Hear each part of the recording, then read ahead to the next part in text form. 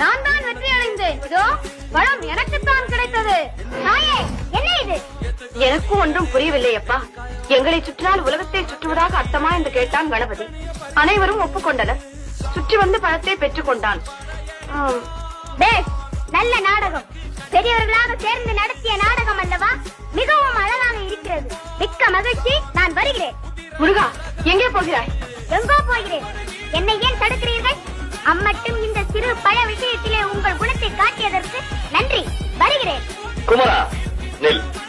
பதட்டத்தில் தவறான முடிவுக்கு போகாதே. தாய் சொல்லை கேள். கேட்க மாட்டேன்.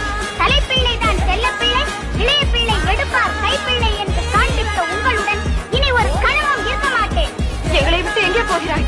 எனக்கென்று ஒரு உலகம், என் நாடு, என் மக்கள் என்று ஏற்படுத்திக் கொண்டு தனிமையில் இருக்க போகிறேன். முடிந்தால்